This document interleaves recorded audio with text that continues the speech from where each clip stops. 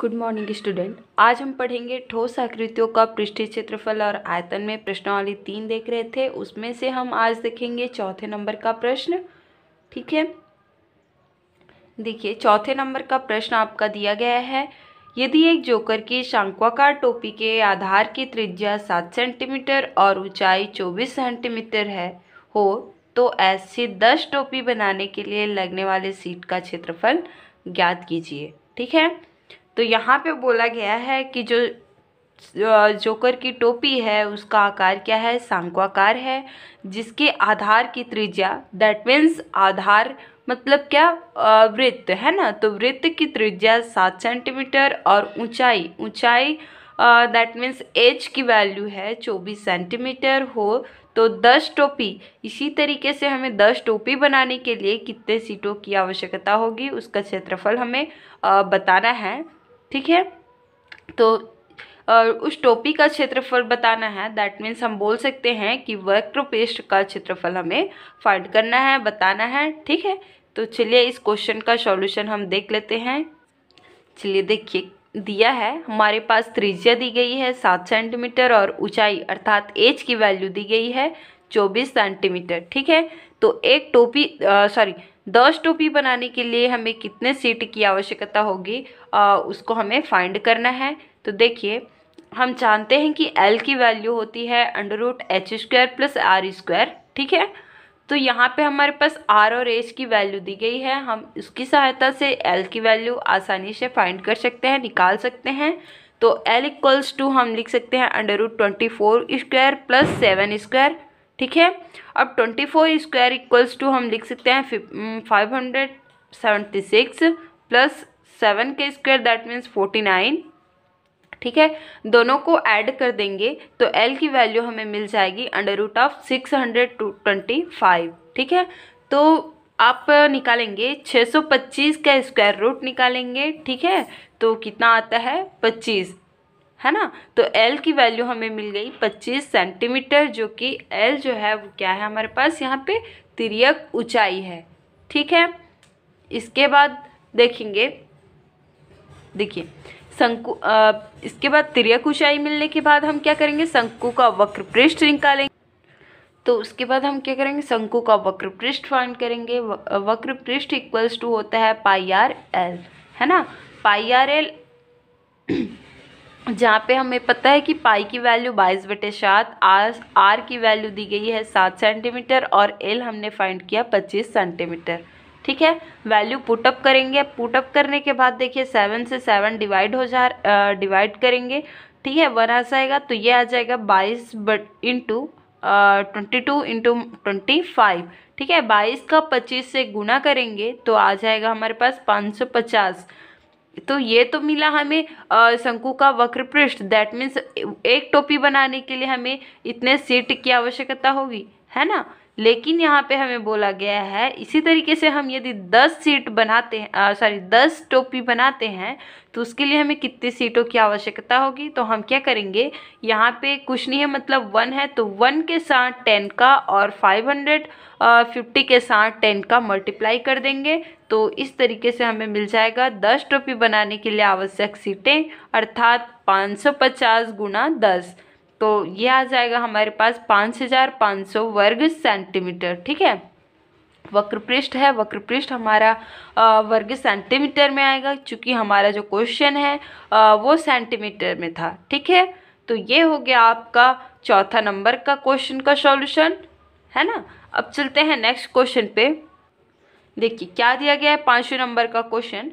एक शंक्वाकार तंबू की ऊंचाई 5 मीटर और आधार की त्रिज्या 12 मीटर हो तो इसकी तिर्यक ऊंचाई तथा तंबू को बनाने में लगने वाले तिरपाल या कैनवास का लागत मूल्य ज्ञात कीजिए यदि उसका मूल्य 70 रुपये प्रति वर्ग मीटर हो। ठीक है, तो आप ये भी बता सकते हैं कि शंक्वाकार तंबू की ऊंचाई दिया गया 5 मीटर और आधार की त्रिज्या दैट मीन्स 12 मीटर, तो तिर्यक ऊंचाई तथा तंबू को बनाने में लगने वाले तिरपाल या कैनवास का लागत मूल्य ज्ञात करने के लिए बोला गया है ना। एच और एल की वैल्यू दी गई है, तो एच और आर की वैल्यू दी गई है ना। हाँ सॉरी, एच और आर की वैल्यू दी गई है, तो आप सबसे पहले क्या फाइंड करेंगे, एल की वैल्यू निकालेंगे। जैसा कि इसके जस्ट पहले वाले क्वेश्चन में हमने किया था, एल की वैल्यू निकाला था, सेम उसी प्रोसेस से आप क्या करेंगे, यहाँ एल की वैल्यू निकालेंगे जब ऊंचाई 5 हो और त्रिज्या जो है वो 12 मीटर हो। ठीक है, तब हमें मिल जाएगा एल की वैल्यू, तिर्यक ऊंचाई मिल जाएगी। इसके बाद क्या करेंगे हम, हमारे पास तो सभी तिर्यक ऊंचाई हम निकाल लेंगे। निकालने के बाद हमारे पास बोला गया है कि तिरपाल या कैनवास का लागत मूल्य ज्ञात कीजिए। दैट मीन्स हमें क्या निकालना है, तिरपाल का वक्र पृष्ठ निकालना है। इस शंक्वाकार तंबू का वक्र पृष्ठ निकालना है। वक्र पृष्ठ अर्थात पाई आर एल में आपको वैल्यू पुटअप करना है और बोला गया है यदि उसका मूल्य 70 रुपये प्रति वर्ग मीटर हो तो आप क्या करेंगे, तो यहाँ पे जो पाई आर एल की वैल्यू होगी उसमें आप 70 का मल्टीप्लाई कर देंगे तो आपको टोटल वैल्यू मिल जाएगी कि उस तिरपाल या कैनवास को बनाने में कितनी लागत मूल्य हुई। ठीक है, तो ये तो रहा आपका 5वां क्वेश्चन जिसका मैंने हिंट दे दिया। आप इसके आधार पे, हिंट के आधार पे आप इसका सॉल्यूशन कर लेंगे आई थिंक। अब देखते हैं अगला प्रश्न 6वां नंबर का। बोला गया है यदि शंकु का आयतन ज्ञात कीजिए, उस शंकु का आयतन ज्ञात कीजिए जिसके आधार का क्षेत्रफल 300 वर्ग सेंटीमीटर और ऊंचाई 15 सेंटीमीटर हो। शंकु का आयतन आपको फाइंड करना है जिसके आधार का क्षेत्रफल दिया गया है और ऊंचाई दी गई है। ठीक है, तो आप सबको पता है कि शंकु का आयतन का फॉर्मूला होता है 1/3 आधार का क्षेत्रफल गुणा ऊंचाई। ठीक है, तो सारे की वैल्यू आई थिंक दे दी गई है, तो आप इसके अकॉर्डिंग वैल्यू पुटअप करेंगे फॉर्मूले पे। देखिए यहाँ पे बताया गया, दिया है शंकु के आधार का क्षेत्रफल दिया है 300 वर्ग सेंटीमीटर, ऊंचाई दी गई है 15 सेंटीमीटर, आयतन हमें निकालना है।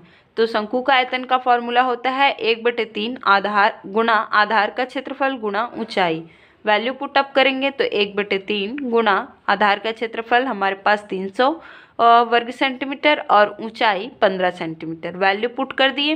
अब इसको डिवाइड करेंगे तो 300 को हम 3 से डिवाइड करेंगे तो ये 100 आ गया और ये बच गया 15।